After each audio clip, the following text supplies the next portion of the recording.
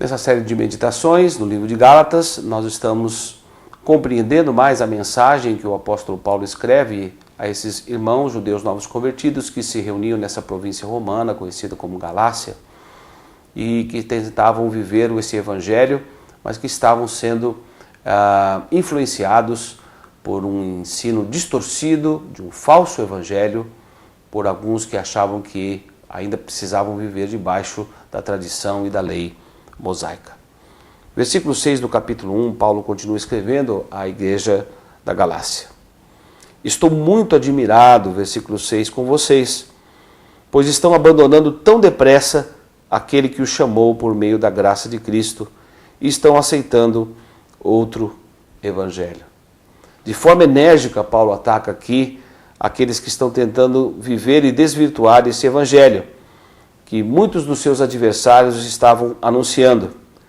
Paulo afirma que esse evangelho ensinado por esses líderes é um evangelho falso e que há uma única boa notícia, um só evangelho que foi inaugurado pela vida e obra de Jesus, que deveria ser anunciado e vivido pelos irmãos desta comunidade. E ele já começa exortando a vários desses irmãos que abraçaram um ensino falso do evangelho, que estavam vivendo um evangelho ainda onde a lei mosaica era praticada e que isso ia trazer justificação diante do Pai. Paulo diz da sua admiração pelo abandono de muitos judeus que se converteram e que estão se afastando da graça de Jesus e aceitando um outro evangelho. Versículo 7 ele diz: na verdade não existe outro evangelho, porém eu falo assim porque algumas pessoas que estão perturbando vocês, querendo mudar o evangelho de Cristo. Versículo 8, mas se alguém, mesmo que sejamos nós ou um anjo do céu, anunciar a vocês um evangelho diferente daquele que temos anunciado, que seja então amaldiçoado.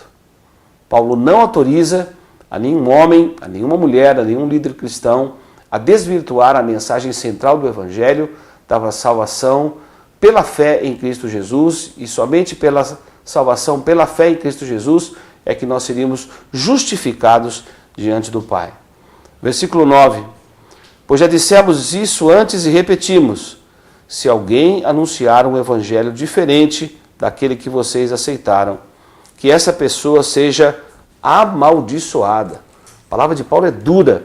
Muitas vezes nós estamos assistindo na mídia, nas redes sociais, na internet, a pregação de muitos líderes religiosos que pregam um evangelho totalmente cerimonialista, um evangelho extremamente legalizado, no sentido de que nós só podemos viver uma vida legal, moralmente correta diante de Deus, se estivermos escravos da obediência aos mandamentos e muitas vezes olhando a palavra de Deus de maneira farisaica e não numa vida de dependência na graça e da fé em Jesus Cristo. Versículo 10 do capítulo 1. Por acaso eu procuro a aprovação de pessoas como apóstolo? Não. O que eu quero é a aprovação de Deus. Por isso prego esse evangelho. Será que agora estou querendo agradar pessoas?